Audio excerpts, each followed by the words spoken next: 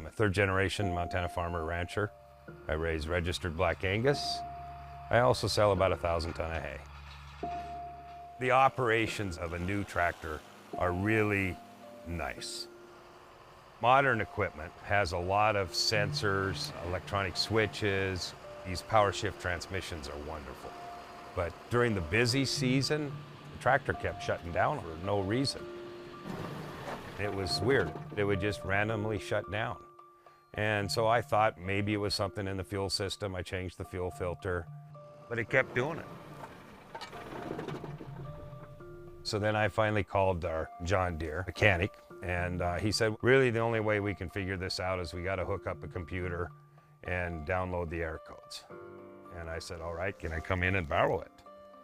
Oh no, we don't do that. I said, okay, I'll rent it. How much does it cost to rent it? No, we don't rent it. Well, I had hay ready to bale, and that's a critical time because if you get a little rain, it could wreck the quality of the hay. He says, I can't get to you for a week. They aren't going to give me the tools to be able to fix it myself. I was stuck. John Deere is costing farmers and ranchers like Walter billions of dollars in lost income.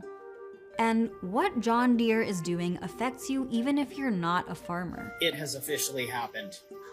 Authorization denied. A repair shop like mine, we're charging half what Apple would charge. Almost a whole entire paycheck just to swap out some handlebars. If I replace a component, it breaks something in the phone. I just need a new battery, come on. Why is it so hard to repair the things we own? So this is the tractor. Yep, this is the culprit. It was just randomly shutting down. First thing we did was change the fuel filters in it, and it didn't really resolve the problem. So I was stymied at that point. That's the only thing that you basically have the ability to do without the John Deere software. That's exactly right, yep. The first couple tractors I learned to drive on didn't have any electric controls. It was all mechanical controls. But, you know, those old tractors were pretty easy to diagnose if there was a problem, and pretty easy to fix those problems. When a modern John Deere tractor malfunctions, you can't diagnose the problem without John Deere's software. But John Deere won't let farmers or independent mechanics use it. Only an authorized dealership. And I said, all right, well, send your tech out, let's get it done. Yeah. And he says, well, but we're pretty busy. We might be able to do it a little faster if you brought it into our shop. And that faster ended up being? A month. In farming, time is of the essence. We have windows of opportunity where we can get our crop planted at the right time. Too early, you might damage the crop. Too late, you might damage the crop. And then on top of that, you've got Mother Nature. If Walter didn't bale his hay quickly, he stood to lose hundreds of thousands of dollars. On top of that, the repair wasn't cheap. The part itself was about $150, $160. And the labor to actually change that part was about $300. But my bill was almost $5,000. This is why those repair restrictions exist. Service and repair work can yield John Deere 5 times more profit than new equipment sales. John Deere's profits grew by 61% in recent years, and their CEO's salary grew by 160%. Was just a faulty sensor. It only took them, you know, a couple hours to swap it out. Is that something you could have done yourself? Oh, certainly. Yep. Okay. As long as I had the software and the computer to reprogram the sensor. So you need the software both to diagnose the problem and then also make the actual part repair. Yep, that's right. That strategy of requiring software to install a new part, it's called parts pairing. And it was invented by Apple, who's been a real leader in the anti-repair space. They also glue in phone batteries so you can't just swap them out when they die. And they use proprietary screws to make it harder to get into their product. Other companies have followed suit, making it more expensive for us to fix our devices, kitchen appliances, video game consoles, cars, and so much more. Harley-Davidson Screamin' Eagle parts only and only installed by Harley-Davidson mechanics. If you install anything on your motorcycle, your warranty is voided. Taylor, the manufacturer of McDonald's ice cream machines, makes 25% of their profits from repairs. So, like John Deere, they lock their machine software so only an authorized technician can fix them. And stores end up waiting weeks for one to arrive, which is why McDonald's soft serve machine is always broken. Y'all wonder why the ice cream machine's still broken. For 3 generations, Walter and his family have been fixing their own equipment. But now, John Deere isn't just restricting them from doing so. They're arguing that farmers don't actually own their tractors. So, a quick primer on property rights. If I go into a bookstore and buy a book, I can confidently say I own it. I can do whatever I want with it. Read it, lend it, resell it. I can even take a power tool to it and turn it into a lamp. This is all thanks to a very old provision of copyright law called the First Sale Doctrine. Once a copy is sold to a member of the public, the publisher or the rights holder no longer has control over that copy. That's how we have public libraries in the United States, for example. It's why we have used record stores and Goodwill. The First Sale Doctrine draws a clear line between intellectual property and the personal property of consumers. But in the digital age, that line is becoming blurry. If I go to Amazon's ebook store, I'm clicking a button that says buy, and I'm paying them money. But according to Amazon, I didn't buy anything. I only licensed it. When you frame a transaction as licensing instead of selling, the consumer rights we get with the First Sale Doctrine don't apply anymore. Instead, those rights remain with, in this case, Amazon, who can put all sorts of restrictions on us. So, according to the contract I agreed to when I bought this book, I can only read this ebook using an Amazon-approved device if I have an active Amazon account. I can't loan it, make copies of it, or resell it. And Amazon will make extra sure I don't do any of those things by putting digital locks on their ebooks that would stop me if I tried. It's like renting a book with an invisible string that ties it to the seller. That invisible string is called Digital Rights Management, or DRM, and you'll find it on almost every digital product. Software, music, movies, books, video games. And if you figure out how to get around your ebook's DRM to lend it to a friend anyway, you'd be violating the Digital Millennium Copyright Act. Companies are using the DMCA to justify lots of dystopian things, like slapping subscription fees onto our printers and toothbrushes. We dug into that in another video you can check out here. So, this book I can lend, this one I can't because I'd be violating copyright law? It doesn't really make sense. But John Deere is applying that same twisted legal logic to farmers who want to fix their equipment worth millions of dollars. They told the Copyright Office that farmers aren't paying for the copyrighted software that runs their tractors.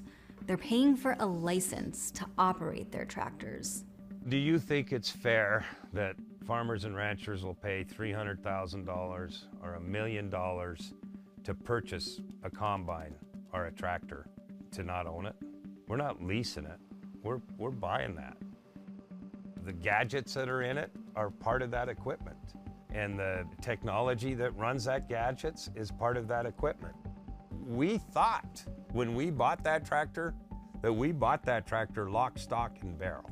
Now, you might be wondering, if farmers don't own their tractors because they run on software, doesn't that call into question whether we truly own any of our smart devices? Car companies certainly think so.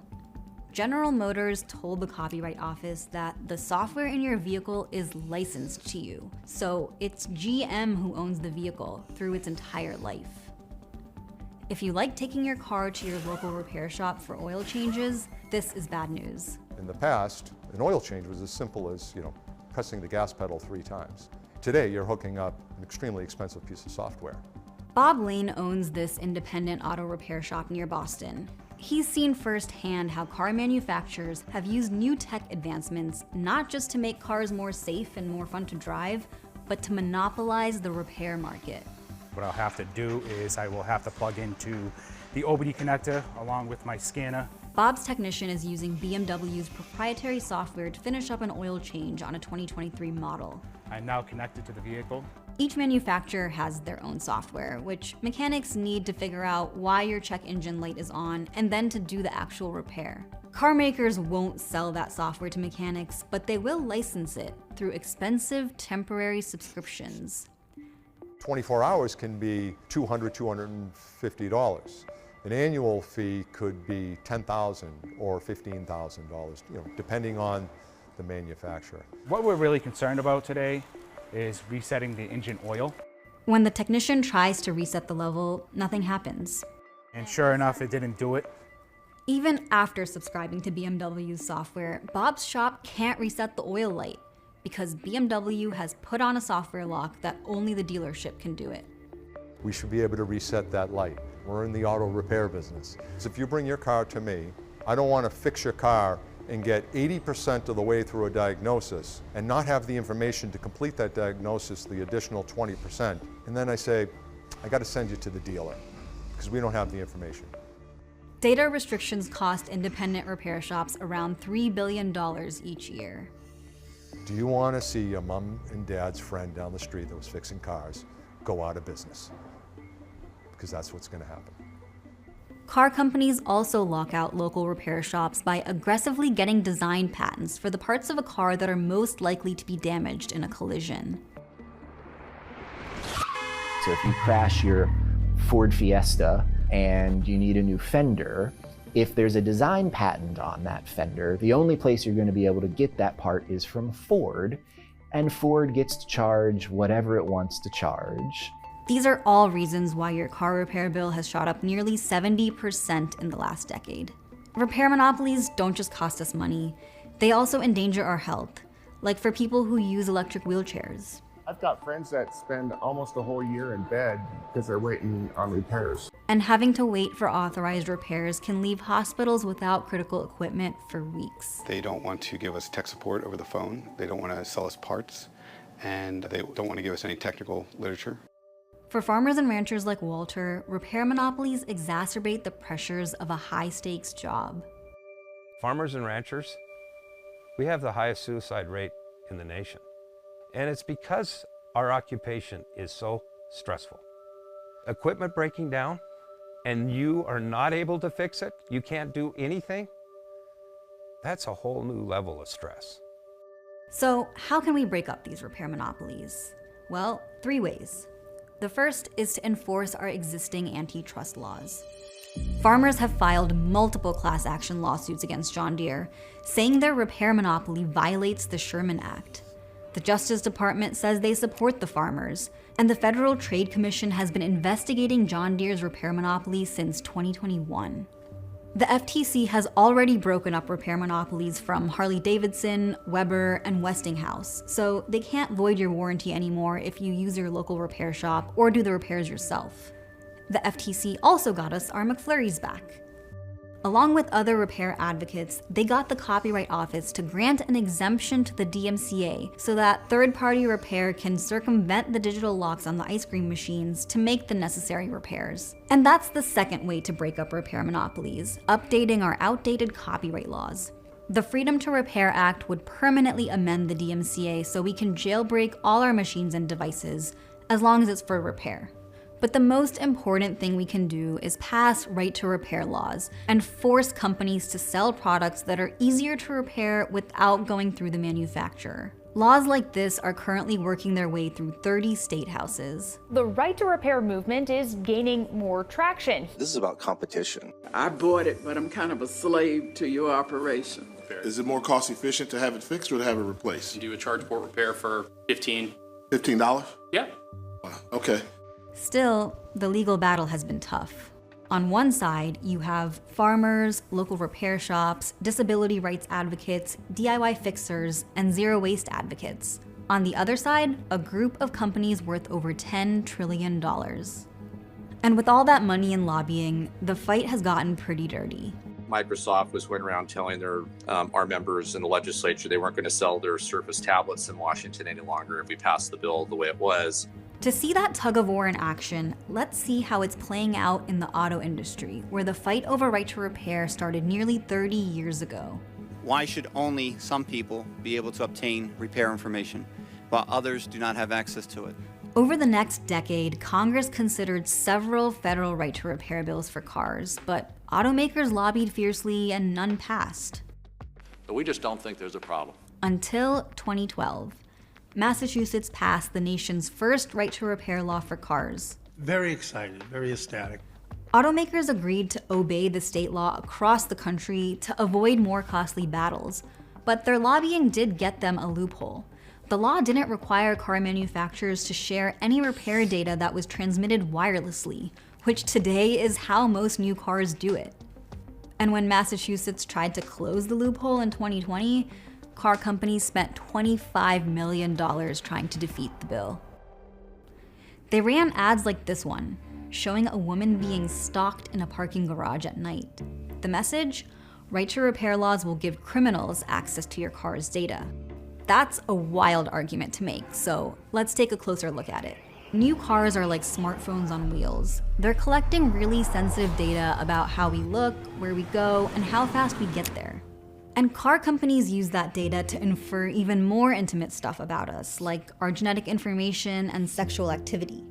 That's creepy, wish they wouldn't do that at all, but they're saying that sharing repair data with mechanics would also compromise all this other vehicle data. But the Mozilla Foundation found that car companies are already exposing our information, with data breaches caused by their own mistakes, not because of right to repair. And here's the key part. Having exclusive access to all our vehicle data is really valuable. That's why automakers are fighting right to repair laws this viciously. They want data monopolies. According to a New York Times investigation, car companies take that data on your driving behavior, like how often you're braking too hard or speeding, and they sell it to data brokers, who then sell it to insurance companies, who then use it to jack up your insurance rate. Wanting to maintain a data monopoly may also be why John Deere has spent millions of dollars lobbying against right-to-repair bills. This precision ag equipment that you're using is uploading data to the cloud. So are you planting corn? Are you planting soybeans? Are you planting wheat? These equipment manufacturers are harvesting real-time data of the condition of the crop, the quality of the crop, and the yields of those crops. Real-time aggregate data about which crops are going to hit the market before they do. They could actually manipulate the market with it. They only have to know the information about what's actually happening with harvest minutes before somebody else knows it. Across the country, the fight over right to repair wages on. Still, these 8 states have managed to pass a bill. One of those is Massachusetts' updated auto repair law, which passed in 2020 with 75% of voters approving it. But automakers sued to block it, and the legal battle has kept it from being fully enforced. The most comprehensive law is Minnesota's. It grants the right to repair for consumer electronics and home appliances, but it leaves out farm equipment and wheelchairs. Colorado's law does cover farm equipment and wheelchairs, and it, along with Oregon, also makes parts pairing illegal, so manufacturers can't use software to stop you or a local repair shop from installing replacement parts. But a patchwork of state laws isn't enough. We need comprehensive federal right to repair laws, like the Fair Repair Act, which would remove software locks and other repair restrictions from your phone, laptop, and other devices. Lawmakers have also introduced federal right to repair bills specifically for cars and for farm equipment. It's kind of therapeutic to take on a problem and fix that problem yourself. And that has been taken away from me. That is about 30 years old. It has around 12,000 hours on it. Walter bought this older John Deere tractor secondhand so that when it broke down, he could troubleshoot it with his local mechanic. You pull it back 3 times, and then to the right twice, and then read the error code. With the error codes, Walter and his mechanic could figure out what part he needed to replace, which he found on eBay. And this was an official John Deere part that you bought on eBay. That's right, on eBay. Walter installed the new part himself and was back up and running within a day. No software, didn't have to reprogram the part. And the final repair bill? About $90. And I was able to do it myself.